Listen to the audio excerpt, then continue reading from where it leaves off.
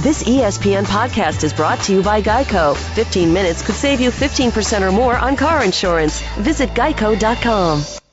The BS Report is a free-flowing conversation that occasionally touches on mature subjects. First of all, This is the BS Report with Bill Simmons. it might be cool, I don't know. And if it's not, I don't The care. BS Report with Bill Simmons. Bill Simmons works for ESPN. He's also named the Sports Guy, and he writes a comical sports column. He must be a popular dude. The BS Report. It's got a real dirty sound, like a rusty steak knife cutting through a well-aged steak. Now. Here's Bill Simmons.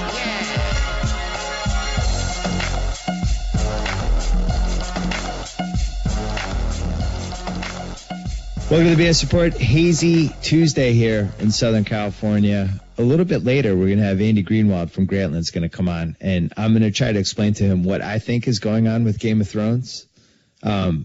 I probably don't know 90% of what's going on, but I've watched every minute, and I just feel like a moron. Joe House, you're on the line right now. Do you watch Game of Thrones? I'm in, brother. Of course, everyone.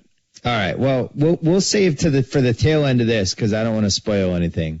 We'll do a quick Game of Thrones at the end, but let's talk NBA playoffs first. Holy cow!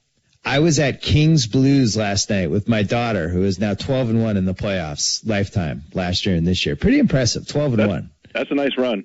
That's really nice. I mean, they should be flying her to the road games at this point. But and the Spurs took a big lead, and people started emailing me and texting me about Curry. And I didn't want to check Twitter because I didn't want to ruin the game. I wanted to watch it on DVR. So then I couldn't help but glance at the little scoreboard in the top right of the Staples Center.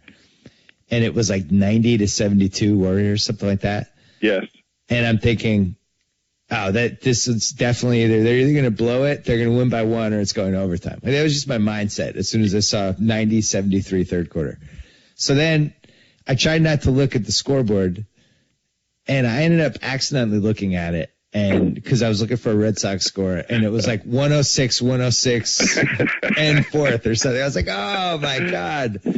So then I tried not to look at anything. But it's like, I mean, you kind of knew they were going to collapse. You were watching it live. Did you know they were going to collapse? I'm going to have to say yes. I mean, it's the way that I thought about it. It's not that I thought that Golden State would collapse. What I thought was the Spurs are in this until the clock is inside 2 minutes. If they're still down by 12 or 14 and it's inside 2 minutes, then the Spurs just can't do it. But at the 4-minute mark, when they were down 16, for sure, I thought. I mean, there is no team. They are the Jason Voorhees team, and we've learned, right? They've taught us over the years: do not count them out. When you get inside crunch time, something happens to them. They have this five-guy contagious virus that sweeps over all of them, and they all make humongous shots. The shots that need to be made, the plays that need to be made, the turnovers that need to be made to get them back into it, and they count on, that sort of switch flipping to spook the other team. They spooked out of Golden State. They were spooked. It was fun watching it, not knowing what had happened, but knowing it was going to overtime. Yeah. And they're up 16, and Klay Thompson fouls out on some shaky call where Parker flopped. And I was like, oh, all right, this probably is the part where they stop scoring. And then the Spurs start going. Then Richard Jefferson comes in. They're down 8. He gets fouled on a dunk. And it's like, oh, this isn't going to turn out well. Misses both free throws immediately at 3. Like it was, we've seen 3 of these now in the playoffs because we saw the Bulls Brooklyn. They were down 14. Yeah. And that one flipped immediately. This one. And then the Celtics Knicks game, that 20-0 run. And if Pierce doesn't throw the ball right to Iman Shumpert, I think the Celtics probably would have won that game. That was such a momentum killer when that happened. And then it was. Carmelo ended up hitting the big shot. But it's just funny that we've seen this now 3 times where just like everything falls apart. But, I'm trying to figure out why this keeps happening to the Warriors. And it's just easy to blame the coach. And each one has been different. The one yesterday, pretty basic. Like, man, you can't play Steph Curry the whole game. Come on, Mark Jackson. Well, the other what are you thing doing? that struck me I don't recall. I mean, I didn't go back to the shot chart this morning to check it out at all, but I don't recall Andrew Bogut touching the basketball in like 17 minutes. No, they went all ISO. Yeah, they went ISO with Jared Jack, who was just horrific, especially fourth quarter and OT. And Curry, who was wiped out. He took 35. Yeah. Curry took 35 shots and played all 58 minutes. Yeah. And Barkley made this point after the game, and I thought it was a really good one. He's never played a season this long. That's true. We're now at, I don't know how many of the 89 games he's played. I'm going to look it up right now as we're talking. Oh, so, I knew this because you have a trade value thing coming up, and we were still having a little bit of internal debate on where Curry goes and where Kyrie Irving goes and some of those things. So I had looked up Steph Curry's games played. He played a big number this year. Played 78. Yeah, 82. So he played 80 as a rookie, averaged 36 minutes a game. Played 74 year two, averaged 33.6. Played 26 last year. He missed a bunch of games. And then they sat him because they were tanking. Yep. Then this year he played 78. He played 38.2 minutes. He's played all 7 playoff games. And in the playoff games, he is averaging 42.4 minutes a game. That includes yesterday's OT. That's a big number. It's a big number. And teams have been pressuring him 3/4 of the court, so he's using a lot of energy that way. This is a guy who has bad ankles, which has been the scary part of his career, like people hoping he just stays on the court and doesn't get hurt again. I just don't agree with the 58 minutes. I think that's a huge mistake, especially with all the stuff he has to do for that team. And it's so easy to get guys little 3-minute breaks in each half. Well, let me ask you this. Would you have felt that way if they won? Yeah, I would have felt that way either way. I mean, this is the same thing we were saying with Kobe and D'Antoni for different reasons because Kobe's old. Yeah. But it's just too easy to get guys rest. Like, if you can't survive, if you can't rest a guy, they have a break at the end of the first quarter and the end of the third quarter, obviously. But then they have a 10-minute timeout at the beginning of the second quarter and the beginning of the fourth quarter. So if you can't rest a guy all the way through the end of the quarter timeout and then just buy him those 2 minutes and take him into the next timeout and bring him out, you can still play him 44 minutes a game, but get him a nice big chunk of rest. Yeah. I think it's insane to play somebody the entire game. I mean, there's a reason the good coaches don't do it. Yeah, Greg Popovich doesn't play Tony Parker 48 minutes a game. There isn't anybody on the Spurs. The only player in the whole league, honest to God, that I think I would feel comfortable playing a whole game and not worrying too much about the ramifications is LeBron. I mean, because he's not. That's he's my an list. Alien? Because he's an alien. He is an alien. He is a superhuman. Right. He is not one of our species. Right. But even then, I don't feel good about that. I don't think right. anybody I don't love should. it. It's not my game plan. You should really never play more than 43 minutes in a game unless it's game 7 of some final series where you're not playing again in a couple days. But, like LeBron played 44 minutes last night against Chicago. I worry because I love watching Steph Curry. I wrote about it on Friday, how he is one of the few players I can remember who has captured what I love about March Madness in the NBA playoffs. Like, I feel like when he starts to get hot, it's like, what is more exciting right now than Steph Curry when he starts to get hot? Nothing. Yeah, right. Nothing. Is there anything? LeBron, maybe? The Bulls defense, which is a nerdy thing to say, but. Yeah, if you're well, I guess everything going on with the Bulls right now is up there. But when Curry starts catching fire, like, it's almost like he enters the Tyson zone. Like, I'm ready to believe any shot. It's like, oh, is it like that one yesterday that near the end of the third quarter? What was it, like a 30-footer when he lost the ball and he get it back? He doesn't do heat checks. I mean, he just assumes. It's a permanent heat check. It's a permanent heat check. Because, I still play a little basketball. You retired. I'm retired. Tragically. You might come back at some point if we can get you the right HG. My weight is down. Deer antler. Well, I'm going to send you some deer antlers player. You might come back. But, the heat check phenomenon goes all the way to, it can go to start in the 8th grade, when somebody just gets hot. And if you play pickup, you'll have these games where somebody just gets hot. You can't do anything. Well, you said the right thing.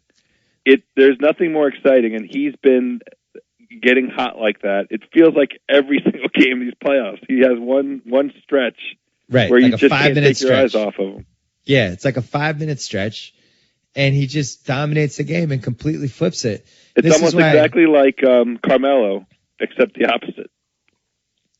Too soon. I had Bob Voulgaris yesterday, the I love Bob. famous gambler. And Yeah. I was trying to make the case for Golden State in this series, and I said, piece number one is the fact that potentially they could have the best player in the series.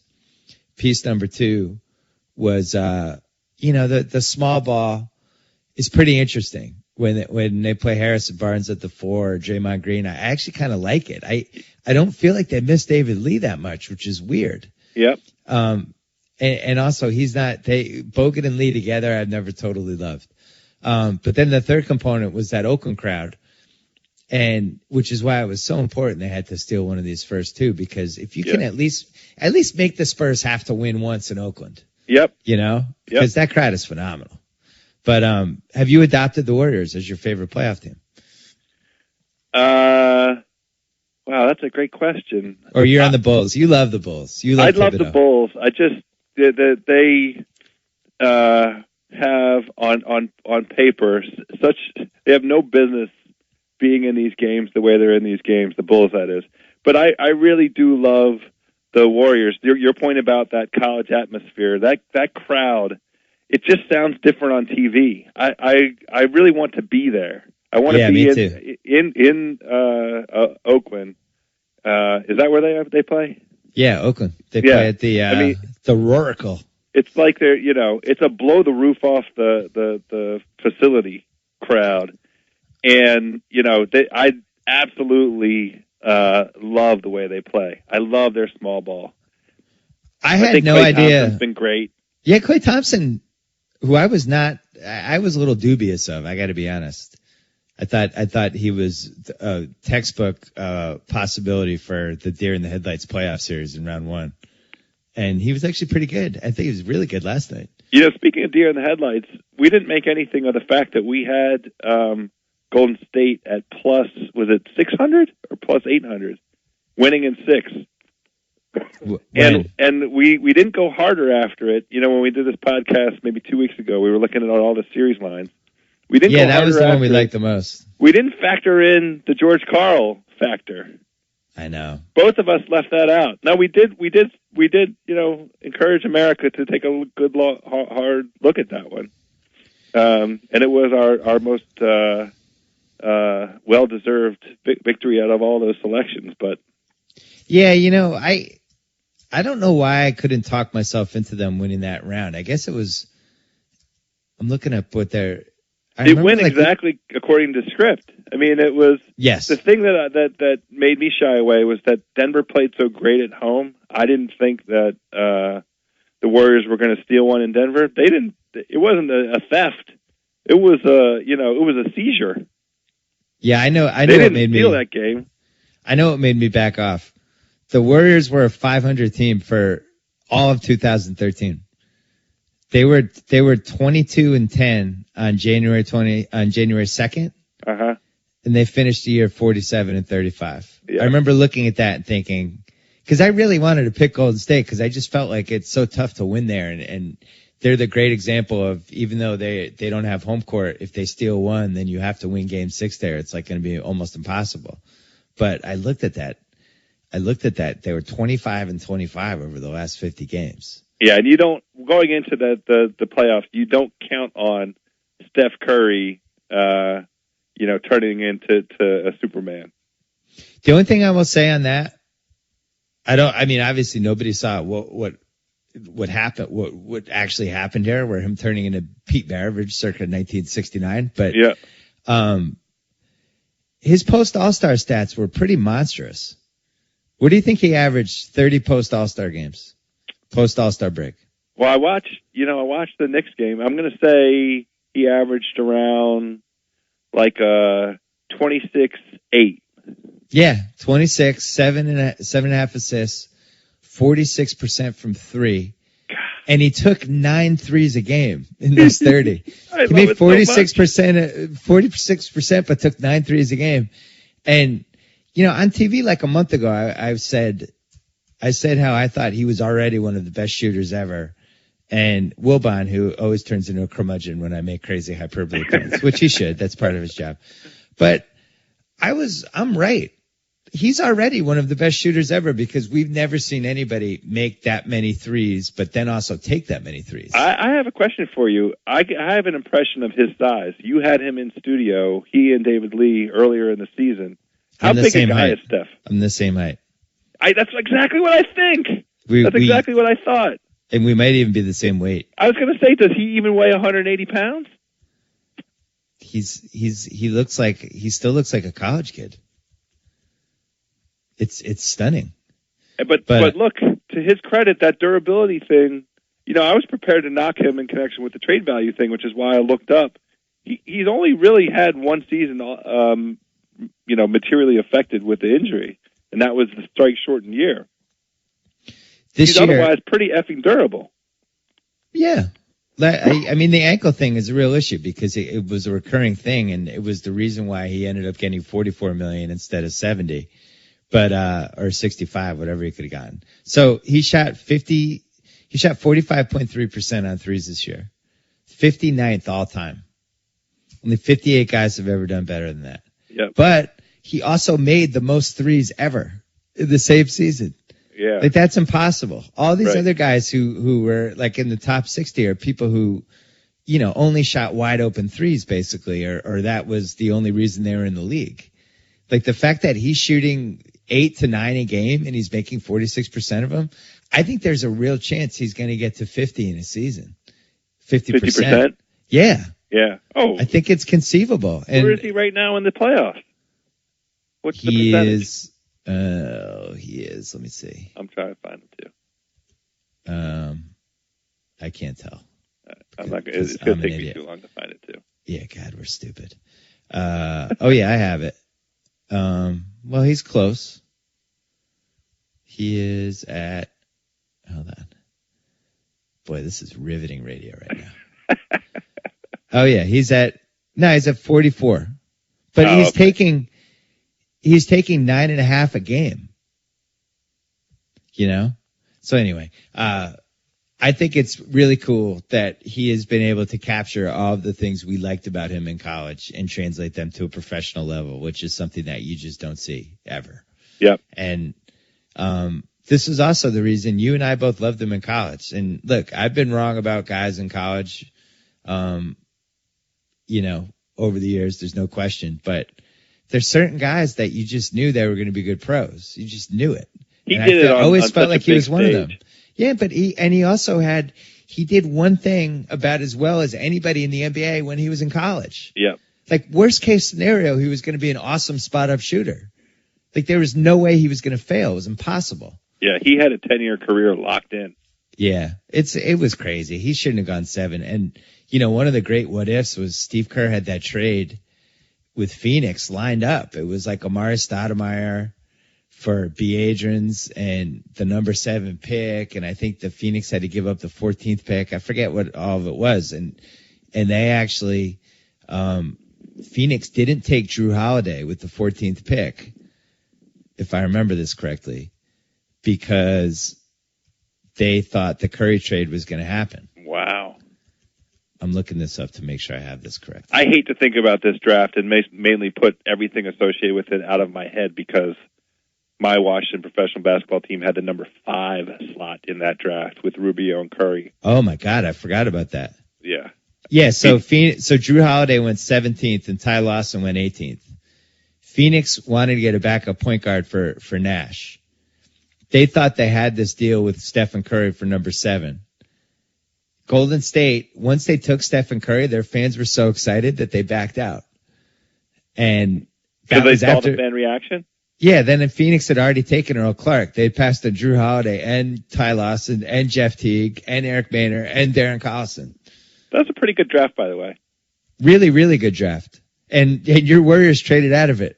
So my other WT. I mean, your Wizards. I'm sorry. Yeah. You traded the number 5 for Mike Miller and Randy Foye. Ricky Rubio went 5. Yeah. Stephen Curry went 7. Yeah. Brandon Jennings went 10. Drew Holiday went 17. Ty Lawson went 18. That hurts. all I can say is well, the good news is you fired your GM. Oh wait, he's still there. What? Well, he did better than David Kahn. That's the best I could say. Poor Kahn. I feel bad now that he's gone. Why? No, I don't. No, I don't at all. He said he's blaming Johnny Flynn had a hip injury that they didn't know about. He's still claiming that was a good pick. Sure. Here's an idea. Take the guy who you already know has 25-foot range. Right. Who proved it in college. But the other cool part is I was thinking watching the games yesterday, is there a more fired up dad than Del Curry? Oh my gosh. If you made the happy dad rankings, he's got to be way up there. He gets to go to these games. His son is like awesome. He's got a really cute wife. They've had two successful basketball player kids. Seems like a nice family. Yeah. Like Del Curry, nice job. He did the damn thing. Yeah, he did the damn thing. He sure did. Good job by him. He basically created two better versions of himself. I couldn't get it out fast enough. I'm trying to think, what's the precedent for it? Griffey? Well, I guess Seth Curry isn't going to be a better version because Del Curry played almost 1,100 playoff games. Yeah, I guess Griffey would be the comparison, right? Yeah. I mean, that's high praise to put on Steph Curry. He deserves it. MVP of these playoffs. It's crazy how similar their strengths were, though. Del Curry, for his career, was a 40% three-point shooter, and he came into the league in '87 when barely anyone was shooting threes back then. In Charlotte, he had 1 year where he shot 5 threes a game, made 43% of them, which was really, really at that point like a lot of threes. But I mean, this is no knock on Del Curry to say this. Steph Curry is a much superior ball handler and passer. Yeah. I want to know, though, part of being a great player is taking care of business in the last 7 minutes. Yes. And that is the last hurdle for Steph Curry to be a great player, in my opinion. He's got to have help. It takes a village, right? You said it. He was obviously out of gas. Everybody with two eyes could see that he was barely making it up and down the court. Yeah. He could not shake free. The Kawhi Leonard switch by Pop, classic Pop. Yep. Right? When it gets to be crunch time, he puts the giant defender on him, and they brought the help a little bit quicker. But by that point, Steph didn't have any shake and bake left in him anyhow. No. And they, as you said, they stopped pounding inside at all. And I'm telling you, the only time I saw shots. Bogut get a touch was on, he made a glancing blow on a rebound. Has Bogut played his way out of the top 20 in my worst contracts column? Yes. Oh, yes, for sure. He's already had a 20 rebound game in these playoffs. Absolutely, positively. Because remember, he is making, I think I'm looking it up right now. I think he's making like $15 million a year. But the problem is they also had to take Steven Jackson's contract in the trade. And because he hated Golden State so much, they had to flip that for Richard Jefferson. That's all on them. That doesn't have anything to do with Bogut. That's well, it kind of does though. Yeah, I think you feel Richard Jefferson was the tax for Bogut. So they had to pay both of them $23 million this year and $25 million next year. They paid it for the 2 missed free throws last night. I don't care. I mean, Bogut, when he's it looks like they got a near all-star player in time for the playoffs. That's what it looked like watching Bogut in the first round against Denver. You forget how when his feet are correct, when his legs work, how fast he is, how good his footwork is, how good his hands are. What about his passing? Love his passing. Right. I mean, he's a big, agile, big man when his legs work. And like I said, it looked, because we watched some Bogut, I did at least, in the run-up to the playoffs. It still looked like the same plodding. He's still hurt. I wrote him off for the whole playoff. He was great last night. 15 rebounds, 37 minutes. I don't know if he got some deer antler, but I'll tell you what. No, I think he's just healthy. And he's Australian. Australian dudes are tough. It's funny, though. I went to a game. I had really good seats for a game in March, right after Bogut came back. And a couple of my friends who like the Warriors were telling me that Bogut just looked washed up. And I was like, it couldn't be that bad. Saw him in person, and he couldn't have looked worse. Like, it really looked like a guy on his way out of the league. Like, no mobility, step slow, just was like a shell of himself.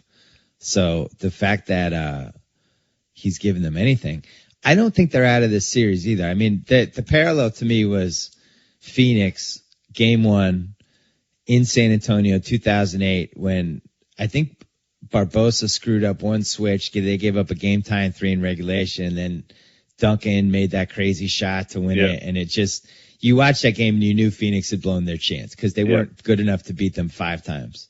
Now, in this case, Curry could be the best player in the series. Like, I'm not saying he is, but I'm saying for 7 games he could be. Like, he could outplay Tony Parker and be the best player in this series. And, you know, I think that the 3 Oakland games are going to be really important too. I'm really excited for this series now. And then you look at Chicago, Miami. I brought this up in Friday's column.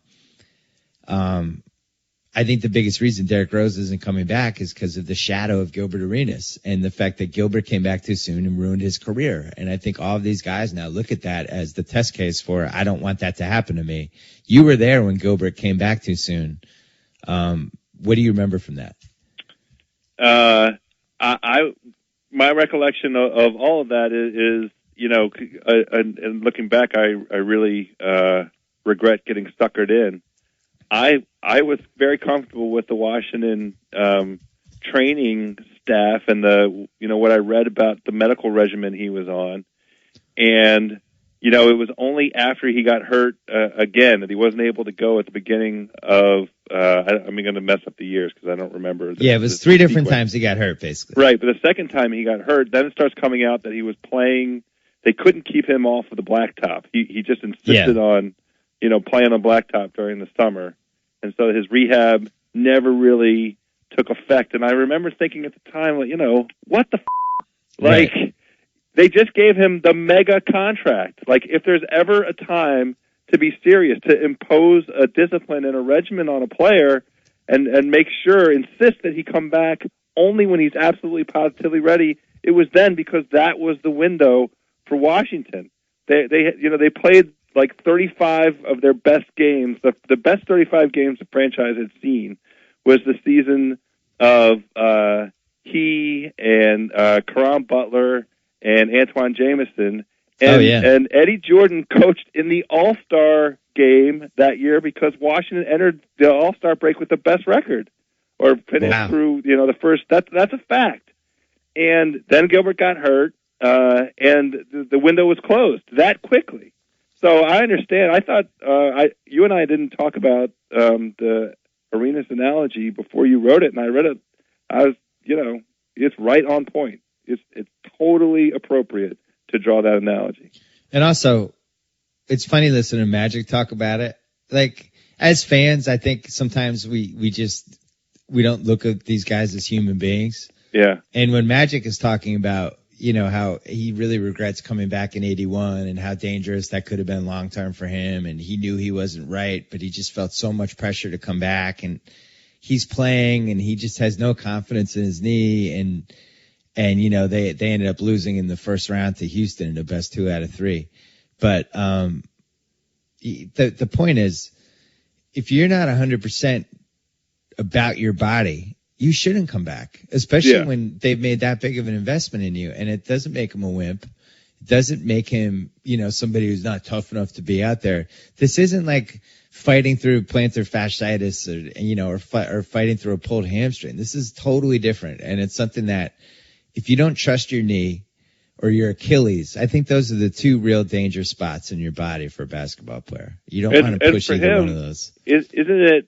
He feels okay about the knee, but there's other parts of his body that were, as part of the rehab and getting himself back in condition, have experienced some collateral damage. There's no upside to him coming back. There's just none. No, unless he feels like. The upside would be if he's playing in practice every day and he feels awesome and he looks like Derek again. Yeah. Oh, for sure. If he thought he could make a contribution to the team, he should come back. I mean, he shouldn't be. And I've never gotten one sense of it from him. I mean, his brother gives you a different point of view on it, but he's never, appeared to be calculated in thinking about, this season versus next season and what's it going to do. My full impression on everything I've read and based on, sort of the character that he's demonstrated is if he was 100%, he would play. He got $250 million from Adidas, and he signed it up for another like 90 to 100 for the Bulls. If you had that much money guaranteed, Joe House, would you let one of your brothers, either Rich House or Tim House, manage your life and speak for you publicly? I'm going to guess no. Well, you know my brothers, so the answer to that, I mean, I wouldn't let him manage $10 for me, but you wouldn't let you would borrow golf balls from them on the course. I would definitely. That's about it. I would make Rich House go get him out of the lake, and Tim House would let me borrow him. Hey, Joe House, do you go to the post office? I do go to the post office. Oh, what a mistake that is. You should use Stamps.com. It's really? an online post office. Yeah. Everything you do at the post office, you could just do at home when you use Stamps.com. It's basically postage on demand. That's what the website says. If you go to Stamps.com, and if you're a BS Report listener and you put in the little BS in the top right they have a little part. It says, heard about us on radio or podcast, click here. You put in BS, you get all kinds of deals from Stamps.com. I would highly encourage people to go there. I think you should, Joe House. Will that work for me if I put in BS? Yes. I'm not excluded as a person that appears on the report? Then you wouldn't have to waste time in the post office. What's worse than the post office? I'm not standing in line in the post office. Is out of the question. Not doing it. Yeah. Terrible. All right. Use Stamps.com. Anyway, back to the playoffs. So we just spent, you know how much time we spent on Golden State? I mean, I know. Let's talk about the playoffs. Well, Steph Curry's the MVP of the playoffs so far from an entertainment value standpoint. That's a fact. I would have the Bulls runner-up. Brooklyn, I tweeted they should secede from the league after they lost Game 7. Was that too strong or just right? No, it was just right. Although you and I had a little exchange about this. Let's be honest. What was their ceiling? I mean, Joe Johnson's talking about his hurt foot. He has plantar fasciitis. And their coach is P.J. Carlesimo. Well, so really, what did anybody think the Nets were going to do in the playoffs? That was the big problem. PJ, when you can't figure out anything to do against Nate Robinson, you should be an assistant. It was funny last night. Nate is somehow gaining confidence, and now is turning into. It's almost like he's irrational confidence guy. He's rational. He has rational, irrational confidence. He waved off Joakim Noah, who wanted to set him a pick for Ray Allen. He's like, get out of here. I'm going to take Ray Allen by myself. And he did. He had the right idea. If Derek does come back, and I don't think he will, but if he could give them 8 minutes a half on top of everything else that's going on with this team, here's the key to me. Wade isn't healthy. Yeah. Wade's knee is a little messed up. He did not look like Wade last night. And that was the part. I didn't think Chicago could win Game 1 because of no dang, like everybody else on the planet. They were like 9-1 underdogs. But I did think this could potentially be a long series because of Wade. And the way that team is built, you can't mess with LeBron, Wade, or Bosh in any way. That's a fact. They need 90 to 100% capacity from all three of those guys to operate at the efficiency that we've become accustomed to. Well, and just to amplify the point, okay, Wade did look rusty, dinged, just half a step slow. What's the explanation for Bosh? He threw up a 9.6 last night. That's a stinker. That's a stinker. That's not good, Chris Bosh. I don't like that. I don't like that performance by you, Chris Bosh. He had all those days off. He had plenty of rest. You know who's growing on me? And somebody who's been mentioned for amnesty for like 3 straight years is Boozer. I like Boozer. I thought he was great in the Brooklyn series. He's a great teammate. Nobody does the screaming, flexing thing better than Carlos Boozer. How about this? He was great all season. That team really had no was. business winning 47 games or 46 or whatever the number was. No business. He exceeded all expectations. As an offensive player. I'm looking at Game 7 of the 2010 Finals box score. We played Nate Robinson 3.5 minutes. We played Tony Allen 5 minutes. We played 6 guys, basically, along with those guys were 7 and 8. We played Rasheed Wallace 35 minutes. But even watching that game live, like, I just couldn't believe they didn't play Nate more. Well, you got to throw him out there because he's fearless. Let's do a quick aside, and we'll get around to this in due time here, in due course. You know who else underplayed Tony Allen? You know who? Another game that Tony Allen had a handful of minutes in. Oh, the game one. Yeah, the game one. He played. Guess how many minutes he played in the second half? I know how many. He played 21 total. I think he probably only played 5 or 6 in the second half. It was 7. He played 7 minutes in the second half. Not acceptable. What do you think the explanation is for that? I made the point on TV at halftime. I don't understand why they don't. You love Hockey House. You know, when the other team has a good scorer and you just throw the third line center on him, and every time that guy comes out, your third line center's out there just bugging him and trying not to let him. You're shadowing him, basically. Just do that with Kevin Martin. Just take him out of the series. Just put Tony Allen on him. That's it. You don't have to think about Kevin Martin anymore. Now it's Durant and Serge Ibaka have to get to 60 points to beat you. I don't understand why Memphis won't do that. I don't understand what happened with Tony Allen. He was great in the Clipper series. He was a monster in the Clipper series. Right. So what happened? What changed? I think they thought that they wanted to spread the floor with shooters.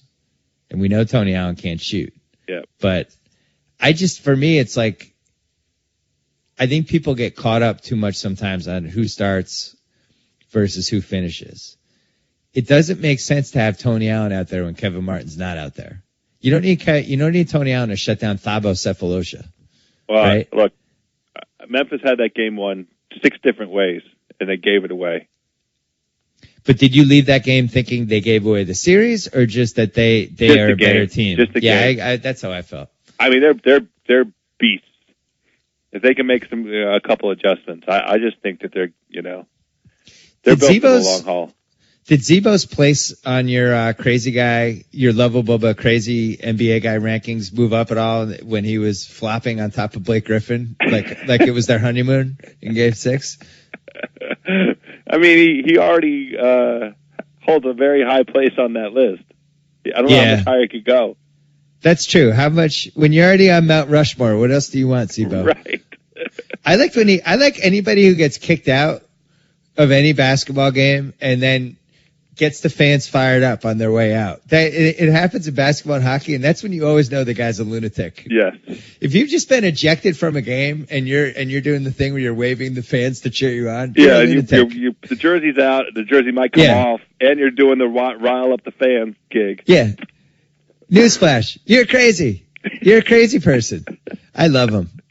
I'm still like doing the 13-minute podcast with him when he introduced his son as Little Zebo it's my highlight of 2013 so far. And this is Little Zebo. It sounds like you're leaning where I'm leaning. I'm leaning toward Memphis, San Antonio. I unfortunately think Golden State missed their swing. Yeah. Cause now it's like that 2008 Phoenix. They might be able to stretch it to 6 and maybe even 7, but you're not going to beat the Spurs 5-2 unless somebody gets hurt. Yep. And that was a giveaway. That was a giveaway. Yeah, that was a giveaway. You need to close that out. 16 with 4 minutes left. You need to close it out. It's that simple. And kudos to San Antonio for making some shots. They always do. Jason Voorhees always comes back. Well, the other Jason Voorhees, the Bulls, we don't think they could beat Miami, but do you believe in Indiana at all? No. What do you mean by believe? Do you think they beat the Knicks?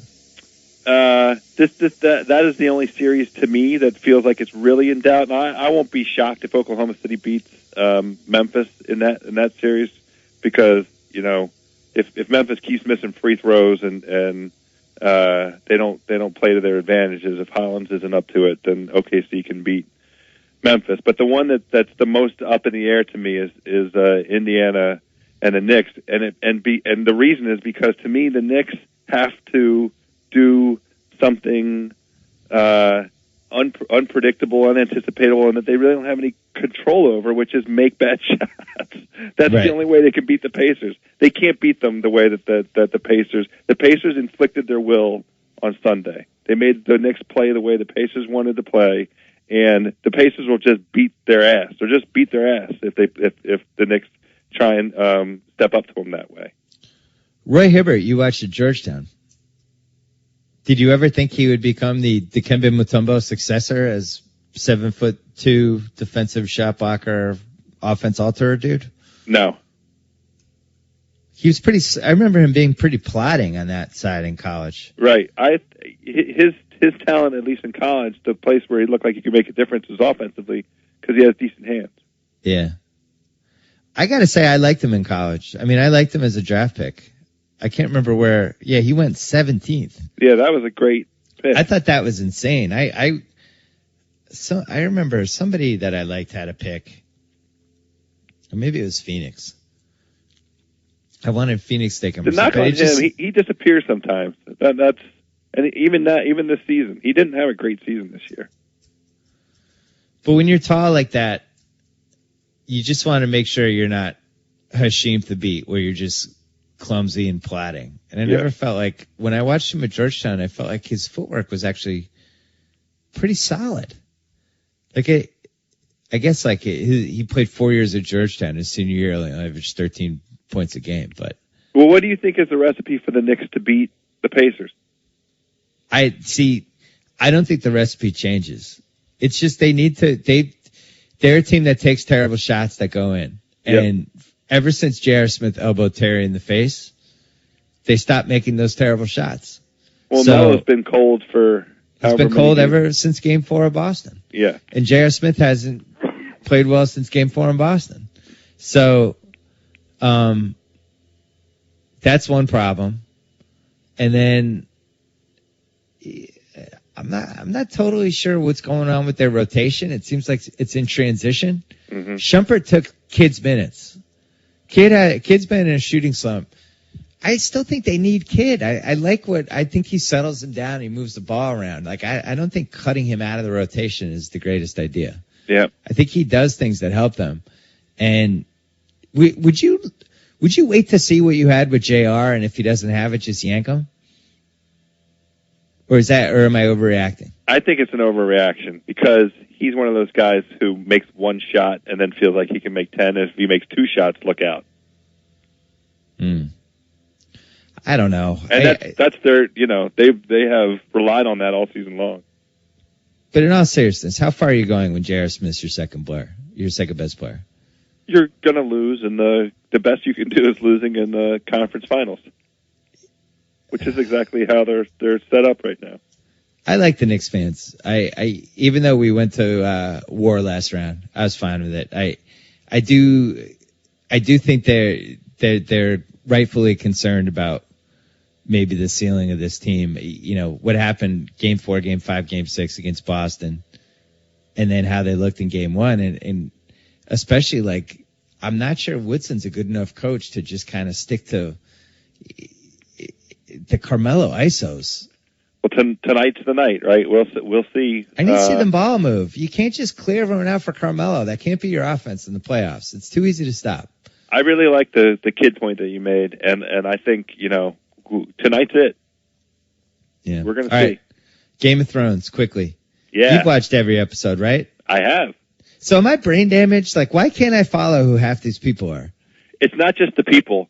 I honest to God said to my wife maybe 2 episodes ago, I might start watching this with the closed caption on so I can understand what they're saying. I mean, I watch big portions of these episodes back to back because they run them that way, just so I can make sense out of what happened. And then lots of times I'll read Andy Greenwald's breakdown of it the next day to then, complete making sense out of what happened. All right, we've done the spoiler. We're now in the spoiler part of this podcast. So if you haven't seen Game of Thrones or you don't care or you plan on watching them, just leave now. Thanks for listening to the BS Report. We're gonna have Andy Greenwald on in a second. Here's my biggest complaint. I'm not going to say this to Greenwald because he's our TV critic and he really values the quality of these shows. What happened to the nudity? Come on, Game of Thrones. What are you doing? Wait a minute. Don't forget who you are. What about last week? The redhead finally did it. Well, look, whatever. But by the way, not whatever. Where's Littlefinger? Where's the brothel? Why haven't we had any brothel scenes? This is terrible. It has been a while. Come on, Game of Thrones. It reminds me of when we were concerned about Brody's wife in Homeland, that she just was all of a sudden just wearing clothes all the time. No. But then they were setting us up for eventually what happened with Mike. It was a setup. Yeah. So maybe the same could be true of Game of Thrones. They have a lot of good characters, a lot of options. Yeah. Well, I see. I feel like Khaleesi, it's not happening again with her. I agree. You have to go back and watch old episodes if you want Khaleesi. But the Tyrell girl. Oh, who's the one who's trying to get King Joffrey? That's Tyrell, isn't it? Tyrell. She's great. Whatever her name is. She's great. Yeah. I feel like she could end anyone's marriage in about 5 minutes. Including mine. It's just like shake her hand and she would just look at you the wrong way and that would be it. You'd be like, here's my checkbook. Here's the mortgage to my house. And I'll start the divorce papers. Could I please see my kid once a week? How do they cast somebody like that? You might be like, we want you, so we're looking for a temptress. Ask Greenwald. Like, if you're looking for a temptress, that must have been some casting audition. Her eyes, just her eyes alone.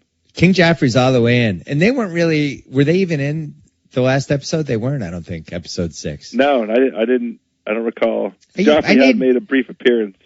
I need Joffrey in every episode. I hate him so much. He's my all-time villain, I think, ever. I just hate him. He's awesome. He's the best. He's such a good villain that I think I would hate him in real life if I met him.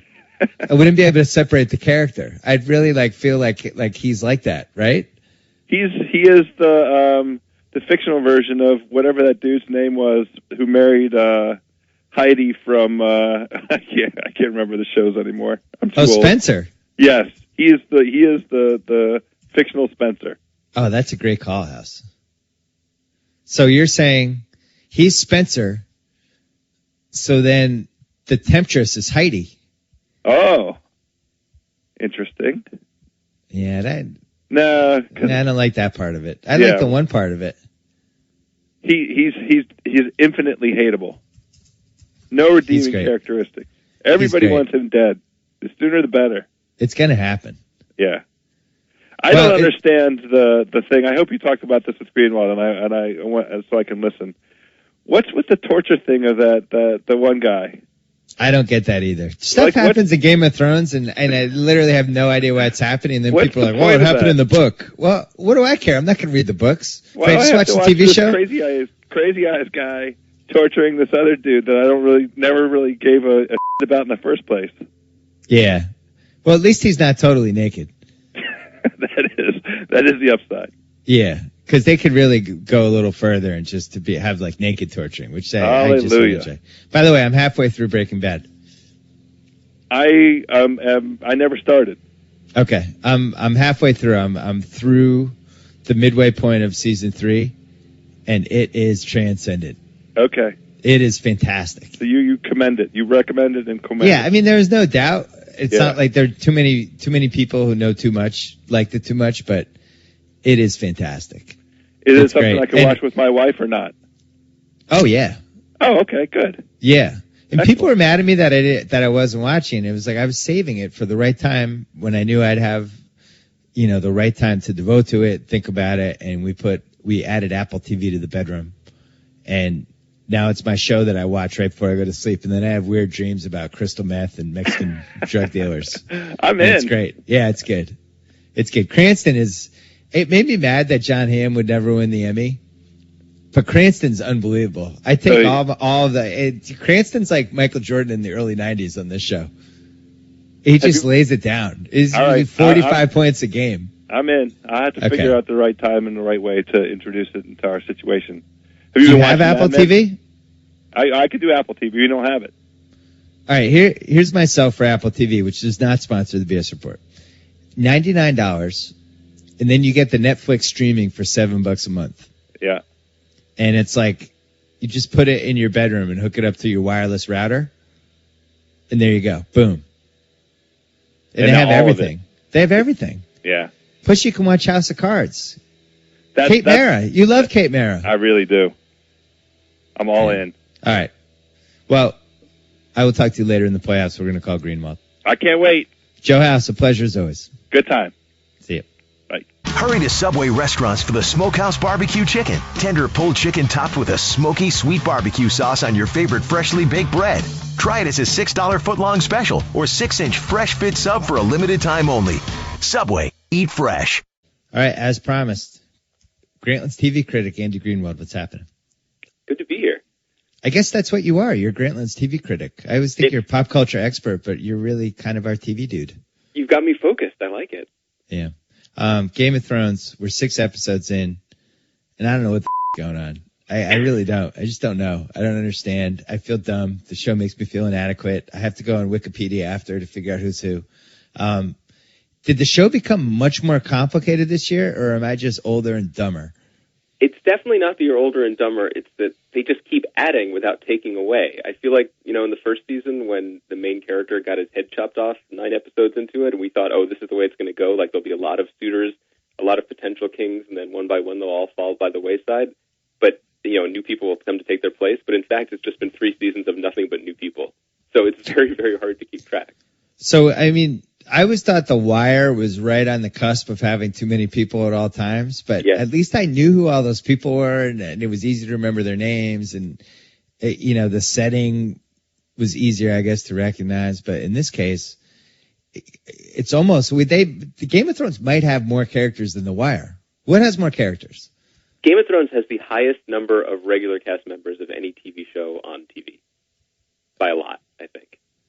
Higher than The Wire, too, right? Definitely higher than The Wire, yeah. Maybe not over all 5 seasons, but like Game of Thrones has something like 20 regulars that are listed in the main cast credits, which is just insane. Because like David Simon in season 4, for instance, I already said spoiler alert 10 minutes ago. So anybody who complains at this point, just stop. But, Stringer was gone by the end of season 3. You had McNulty was really phased out. Season 4 was almost like he was barely in it. They always had the right balance of people they were focused on. And in Game of Thrones, it's just, as you said, they just keep adding and adding. And also, like, it's not like these people have easy names. In The Wire, you had Omar, and you had all these people you could remember. In this one, it's Lady whatever, and then Queen whatever. It's hard. You think Bunny is an easier name to remember than Thoros of Myr? Yeah, I do. Theon's one of the few guys I get excited about because I'm like, hey, Theon, I know that guy. Also, that's because he's just tied to something for every episode. He's never moved. Right. He's not going through the forest, so you can keep track of him. And Littlefinger, I recognize. The Queen, obviously, because the Queen, the incestuous Queen. Jaime Lannister, the Peter Dinklage. He stands out. Here's my question. Is it taking away from your enjoyment of the show that you don't know who the people are, or do you still enjoy it?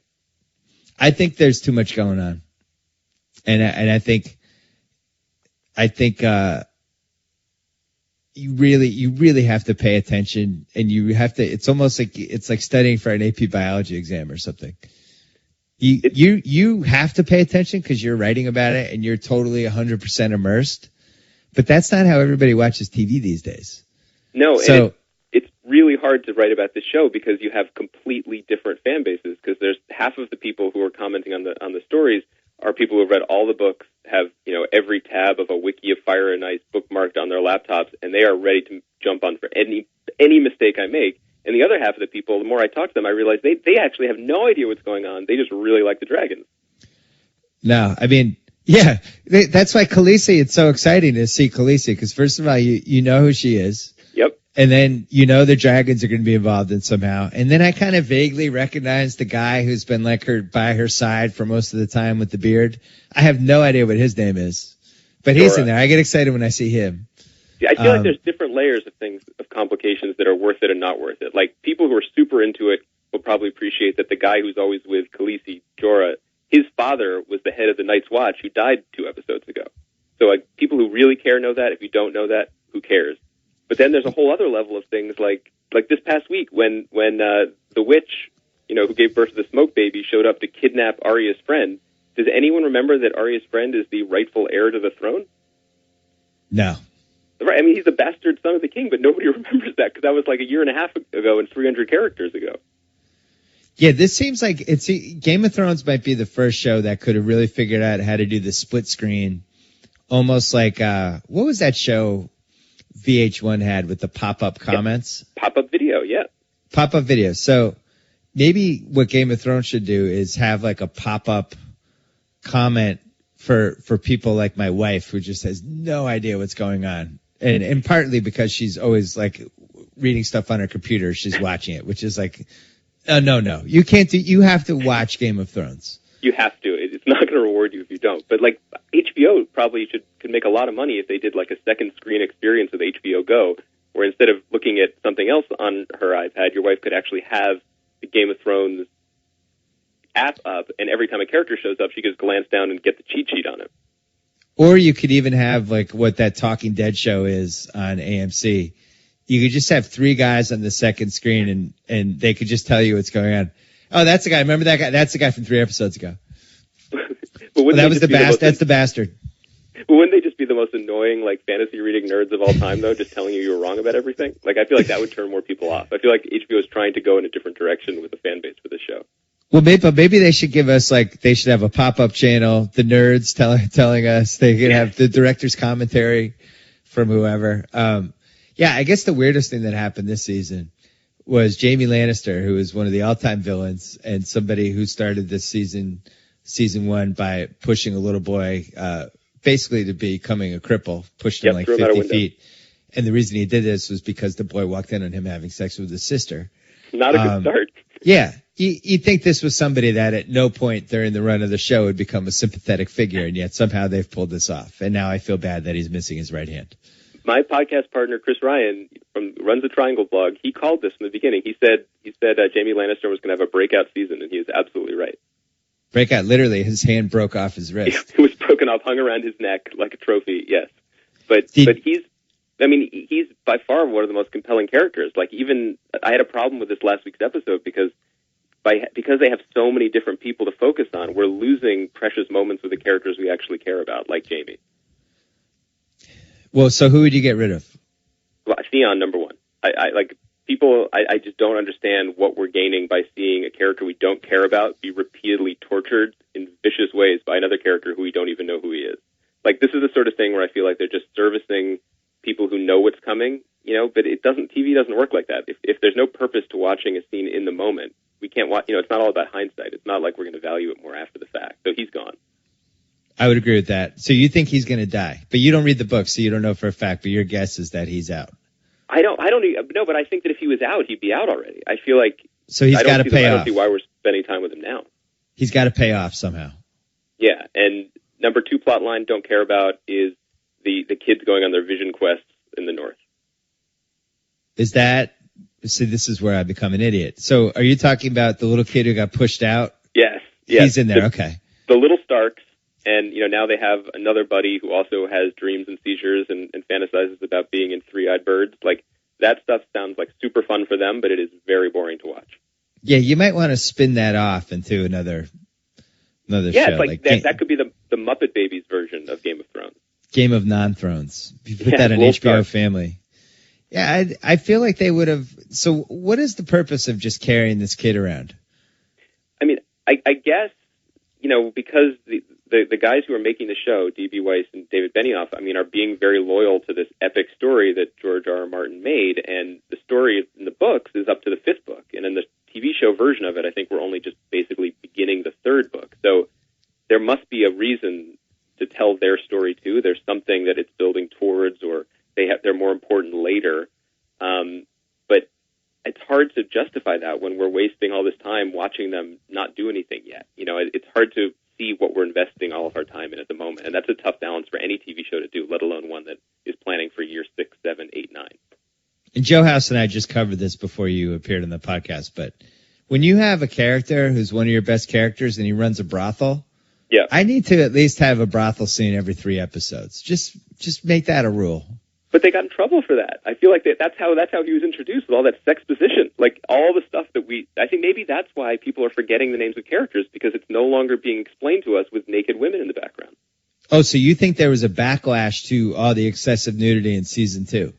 There were some in season 1. There were some scenes like I think Littlefinger's first appearance is he's telling some parable about power in the age of the Mad King, and meanwhile these two women were writhing behind him, and people were like, that is just classic HBO trying to have it both ways, and it's just too much. So I feel like they definitely tried to ratchet it down, and maybe that's why people are paying less attention. I have a message for those people. You are not welcome in my house. I can tell you that much. Because Game of Thrones, I thought that was a big part of it. It was like they were ready to cross every line at all times. Well, there was a hot tub scene last week, hot tub in the frozen north.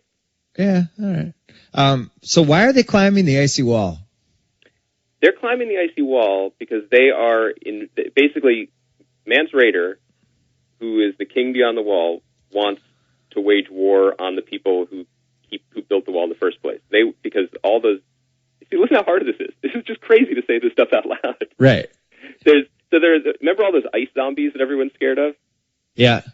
So they're coming, and all the people who live north of the wall don't want any part of the ice zombies either. So they want to go where it's safe. So they are climbing the wall to go to the other side and fight their way to safety where they aren't welcome.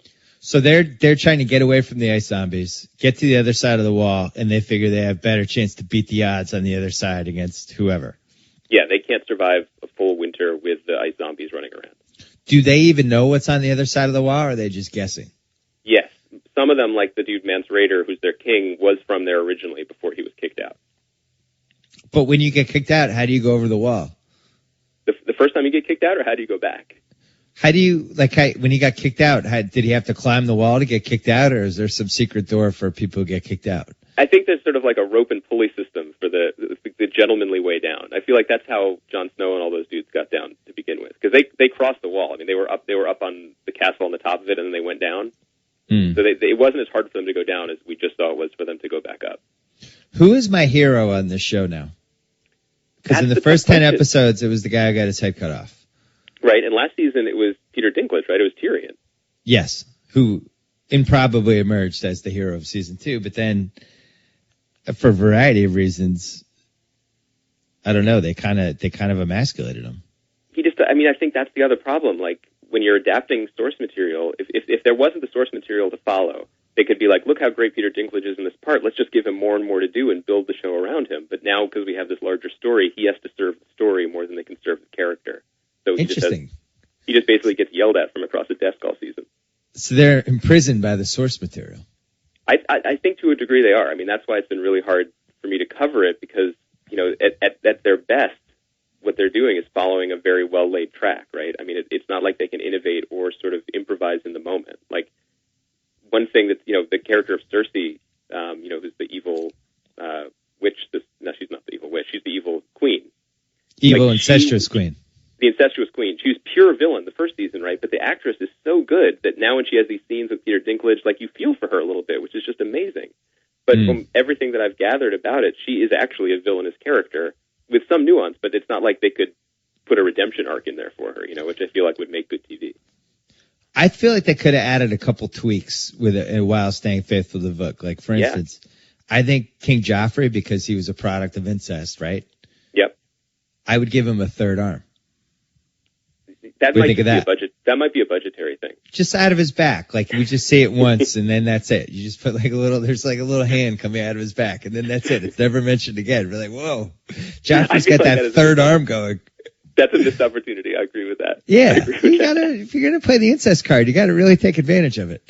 I feel like incest is coming off way too well on this show. That might be one of the mistaken effects of the show. I also would have cut off Jaime Lannister's left hand instead of the right one. Not his sword hand. Yeah, keep the sword hand. Make him be one-armed sword guy who can still bring it. Well, I feel like maybe we're headed there. I mean, he was doing okay with that piece of meat last week, right? He was sawing back and forth. He was getting there. Right. So who is your hero this season? Or is the problem that you feel like there isn't one? No, the problem is the hero is Jaime Lannister, the incestuous, no-hearted guy who pushed the kid out of the castle. And now this is the guy I'm rooting for. I don't really like, I don't like the bastard son who just climbed the wall, Jon Snow.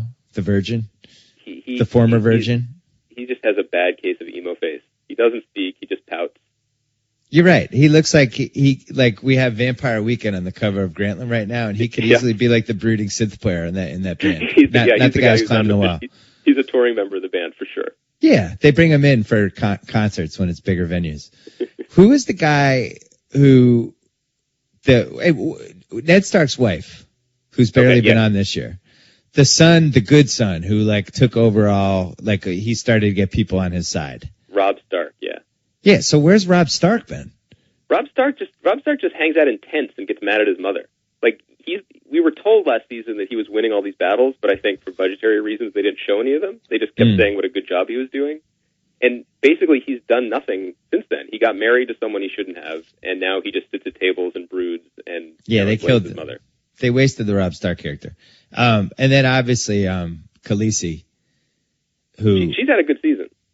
Really good season. I thought that even though you knew the dragon was going to turn on the dude, I was still excited for it. And then I thought the part with the slaves was great, with all them banging the spears. It was just awesome. That was the best moment of the season so far. Absolutely. But is it a problem, like in terms of your enjoyment of the show, now that you saw that big scene, it was awesome, she's marching, but you also realize in the back of your mind she's marching with 800,000 slave soldiers a continent away, and she might not even set foot, in King's Landing for another 2 years. So that's not going to happen till like season 5? I mean, I have no idea. I've not read the book. It just seems like it's such a weird balance because, we usually like things to happen. I feel like it's not being impatient to say that in a season of TV you kind of want a big event. And last season was built around that one big battle, which was really exciting and really thrilling. But I don't know if the season is headed towards one, and without it, is it still a good season of TV, or is it just a good collection of scenes building to something else that we can't predict? Well, here's a really important question. I think it probably has the best opening credit sequence of any show, maybe ever. I mean, I have to go back to The White Shadow. Huh? It's so hard to skip it, right?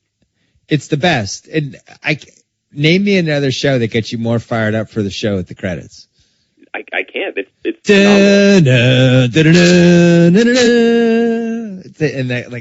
it's just awesome. The map and the different castles But it also helps because without that map, I wouldn't have any idea what Harrenhal or any of these other places were. Yeah. So The White Shadow, and maybe I guess Miami Vice. You forget how important the opening credits are. Cheers had a good one. Oh, opening credits, hugely important and forgotten. Like, the opening credits of Game of Thrones are like a good, solid 2 minutes, where like a network show is 15 seconds at best. Mad Men, fantastic. Yep. Sopranos, fantastic. Homeland, terrible. Homeland, terrible. Homeland's one of the few ones that survived having terrible opening credits. The worst of all time were Californication season 1. It looked like they did it like the night before they'd forgotten to do them, and they had somebody just hastily put together some pictures of David Duchovny.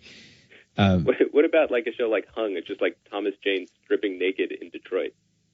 Yeah, that was a bad show and a bad opening credit. I'm gonna lose my man card for this, but I always thought Sex and the City had fantastic opening credits. It was a very important part of the show. You can appreciate that. You can appreciate the artistry of it without loving the show. I think that's fair. You want to feel like you have a sense of the location. Yeah. Who the characters are, what their impetus is. That's why The Sopranos, like him driving to work, he's got that depressed look on his face, like you see Jersey, and you had a feel for the show from minute one. All right, so Game of Thrones, this feels like, is it fair to say this is a transition season? I feel, the only reason I would argue against that is because I think I would have said the same thing at this time last year, right over the halfway mark of the season. And then, the 9th episode was Blackwater, which was just one of the craziest things I've ever seen on TV. It was the first, full action movie epic that I'd ever seen on TV. It's not like anything that's been done since. And that was, for people who read the book knew it was coming, but we had no idea. So I have to give them the benefit of the doubt, only 1 year removed from that we're headed towards something that unforgettable. But sometimes it's hard to remember that when you're sort of, when you're stuck in the middle of it and you're just running around in the woods. Are you happy with Mad Men? I'm happy now. I'm happy after this week. I was not happy for a few weeks. Where were you with it? The 2-hour season premiere, I just didn't like. Really? I just wasn't into it. And, I get the reasons why some people liked it, but I just thought it was long and blowhardy and, you see this happen sometimes. Like David Chase was famous for that, right? Did The Sopranos ever have a good first episode of a season? No, it was always just like an hour of throat clearing. Yeah. That's how I felt that 2 hour was. It was like, hey, watch this. We're going to have a 2 hour show and nothing's really going to happen, but I'm Matthew Weiner and that's what I can do these things because I have a big contract now. I liked all the imagery in it. I thought it was very like haunting and pretty and intriguing, but the problem was none of those themes led towards anything new in episodes 2 and 3.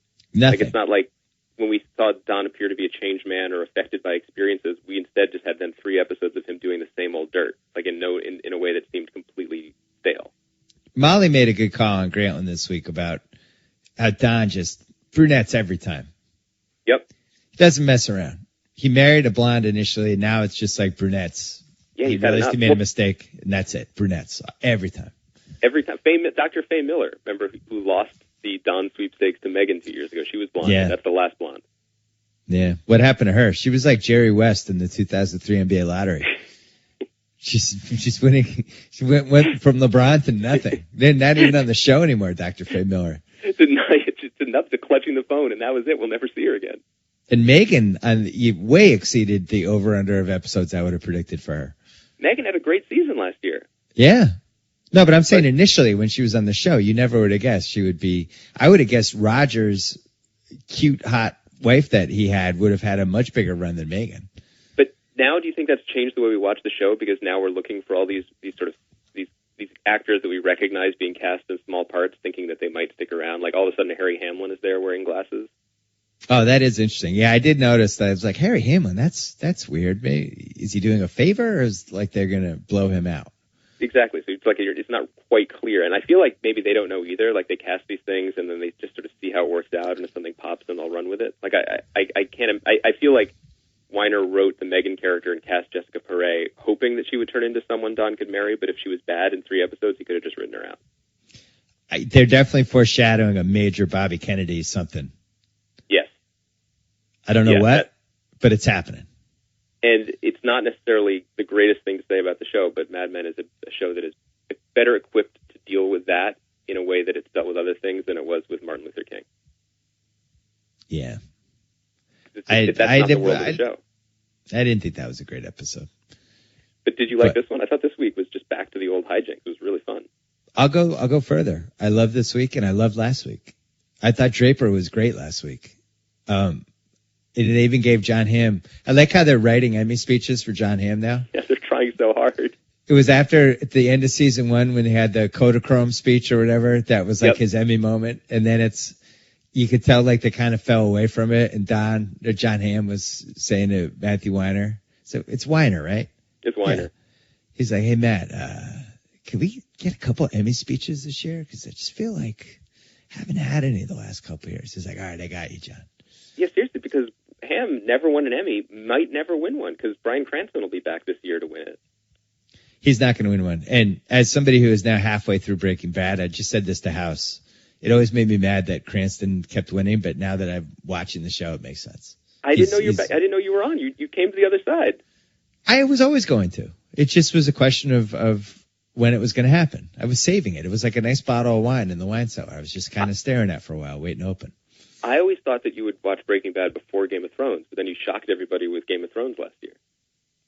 That was House. House kept telling me about Khaleesi, because anytime we talked about Brody's wife, he would talk about Khaleesi, and it eventually I was like, all right. And also like everybody in the Grantland office was talking Game of Thrones. Like I felt like I was a foreigner.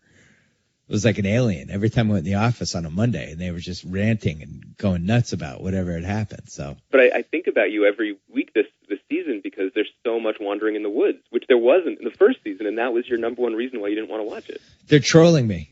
I think they are. Total they trolling. eliminated this exposition, and they're wandering in the woods. It's terrible, and I still don't know what year it is. What year do we think it is at Game of Thrones? Like is it 1968 or 1969?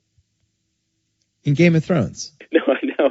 I mean, is it like are we in the 600s? Is it like the 800s? Is it? I think because it's a different universe. We could be in 2013 in their world. They just could be very slow to develop stuff. I don't know.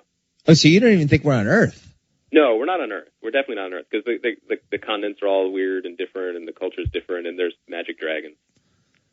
Wow. It just goes to show you how stupid I am about this show that I just assumed it was like a weird science fiction medieval times, but Earth. I think that would make it actually a better show, but I think it's pretty strict. I think George Martin, who wrote the books, has said that he based, like Winterfell and all that in the north is sort of vaguely Scottish, and there are parts of the eastern continents that are a little bit like Morocco. Like he's inspired by that stuff, but it's all made up.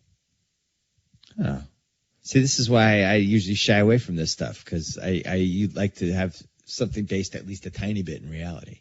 But you're entertained by it still, even though I am. Even though the comprehension is low at this point. I am. We have a Grantland screening today for Star Trek, and that's another universe I've avoided, the Star Trek universe. But I'm gonna go through this one just out of solidarity. I feel like Grantland's having a very nerdifying effect on you. Oh, 100%. Just wait until I break out hipster glasses at some point. That's going to happen. It's going to be the last frontier for me. The BS report could become Boy in Hoodie. Yeah, Grantland has basically forced me to watch Breaking Bad and Game of Thrones, and Justified will probably be next. God, and now Star Trek, too. This is a slippery slope. Here's the thing, though. I'm never going to like Star Trek. I'll appreciate the movie experience for what it is, but I will never get sucked into that whole universe because it would have happened when I was a kid. Like, it's not going to happen when I'm in my 40s. But did you like the first J.J. Abrams movie? I didn't see it. See, I feel like you will like these movies because they're just good movies, and there is no potential to be sucked into anything because it's just a rebooting of it. Like, there's no backstory to worry about. You don't need to go care about Deep Space Nine or any of that stuff. Well, I do like Chris Pine. I like Chris Pine. I even liked him in the Terrible Train movie with Denzel. He's good. He's good. They're rebooting Jack Ryan with him now. He's been bad in one movie. Do you know what the movie is? Is it the Lindsay Lohan movie? No, he was in some movie. He was in some movie with, I think Gerard Butler, maybe? And they're fighting for Reese Witherspoon, but they're friends. Oh, no, it's with Tom Hardy. Yeah, this Tom is Hardy or something. Even my wife hates that movie, and she'll watch any romantic comedy. You name the premise she's in, even she hated that movie. Wow. That's how bad it was. Yeah, it's horrible. It is really. It was one of those things where she was watching it. I was doing work and kind of like 10% watching it, and just kind of monitoring it, and it really seemed genuinely horrible. It made me think like we should almost have something on Grantland where we review some of these movies because it was that America's bad. Sweetheart, Reese Witherspoon. No longer. She's better now. She's more of our sweetheart now, I think. You think she's more of our sweetheart after she paraded some Georgia police officer? I think Chris and I were talking about this in our podcast. Like, I think that she's an American hero. What did she say that was factually untrue in that confrontation? She said she was standing on American ground. She was, she asked if she was obstructing his justice. I mean, I think she made some valid points. Don't you know who I am? This is going to be a big deal. I'm Reese Witherspoon. She was right about all that. She never lied to him, except when she said she was pregnant. That was a lie. Did she say that? She said she was pregnant to try to get out of it, yeah. I think she's hitting a weird career crossroads. I think there's a chance this could be a good move for her. She could just become like, she could just start making movies with Harmony Korine, like have a dark phase. What was that movie, the Laurel Canyon? Yeah. With, who was in that? Not Julianne Moore, but somebody like that. No, it was Frances McDormand and yeah, like she goes into those like Laurel Canyon type indie movies where she's like a divorced lady who sells pot and start seducing the children of her friends, like the adult of her friends, like brown hair, no more blonde hair, no more rom-coms, no more smiling. I think it could be a good look for her. So she starts like the high school senior buddy of her son. Yes. Who just turned 18, who's doing work around the house. She's like chain smoking. And mow the lawn, and she comes out just wearing like her husband's work shirt. Like this movie writes itself. This is so easy. But so we can't set it in Laurel Canyon. I think it's in the Valley in California, though. Maybe it's in like Topanga, something like that. Or if you really want to keep with the troll job that she's doing on everyone right now, you saw that yesterday she was wearing a baseball hat with the Atlanta PD logo on it, right? Oh, no, she didn't. She certainly did. So, oh, God. So I think you set this movie in like Decatur. You just go right back to the scene of the crime. Or maybe you just make a movie out of some actress who gets arrested in Georgia, spends the night in jail, and then falls in love with the correctional officer who was like the prison guard. Or There's she something falls here, in love Priest. with someone else in the drunk tank, like some bad boy, and it's finally like a good version of that Alicia Silverstone movie, Excess Baggage. Who was that? Paul Rudd was in that? Benicio del Toro. Oh, what was the one Alicia Silverstone and Paul Rudd were in? Clueless. No, it wasn't Alicia Silverstone. What was the one Paul Rudd was in where he had to go cross country to get a package? Maybe that was Reese Witherspoon. Nobody remembers this movie. It sounds like what was it? No, I'm mixing it up with was it Road Trip or something? It wasn't Road Trip, but it was like one of those movies, and it was like they had to get a package, but they fell in love on the way. It was like an amalgam of 38 different late 90s movies. I think there's something here. Maybe the cop that arrests her then has to drive across the country with her in the back, and it's like Midnight Run meets Excess Baggage meets that Paul Rudd movie. She can't fly because she told the officer she couldn't fly, but now she's stuck to the lie. Yep. And she's too famous for a train, so they just have to drive her. The whole way across the country to be arraigned or something, yes. So just call this Midnight Run 2 then. Yeah, just call it Midnight Run. Just call it a reboot. The most controversial remake ever made. Midnight Run 2. Midnight Run, nothing in common with the one we love for years and years. No, but Reese Witherspoon's name is now synonymous with controversy, so it's perfect. That's good. If I'm her, I'm also running back Eyes Wide Shut, putting it on American soil. Yes. That's a good idea. Her and Ryan Philippe, even though they're divorced, now they're a married couple that hate each other, and he's like wandering around L.A. and ends up at some key party. And you know he's willing to do do this movie. This is not. He's in. He just emailed me. He's in. He didn't even know what we're talking about. He's in on the thing. All right, Andy Greenwald, you got to go back to writing. You have a column due tomorrow, correct? I do. The weekly TV column. We've come to love it. We enjoy it. It doesn't really have a name though. No, I'm open to suggestions. All right, if you want to name Andy Greenwald's weekly TV column, tweet him at Andy Greenwald, That's right. That's it. That's the handle, right? Yes, but polite suggestions only, please. Yeah, polite suggestions. Don't be a jerk. Don't make him like feel bad. Hey, help him. Help us name the column. Thank you. Andy, That's what Twitter should be good for. A pleasure as always. Talk to you soon. Thanks, man. So I get to sign off. Whoa! Thank you for downloading the BS Report with Bill Simmons. Too much fun. Check out more podcasts at the iTunes Music Store or at Podcenter at ESPNRadio.com. Peace out. Geico presents Strange Savings Stories. Astronomers detected an interstellar transmission. It stated, Geico, 15 minutes could save you 15% or more. The implications were staggering. Was the cosmos telling us we could all save hundreds on car insurance with Geico? Or did their radar merely pick up a signal from the nearby Rufus and Clyde's morning show? We may never know. Geico. 15 minutes could save you 15% or more on car insurance.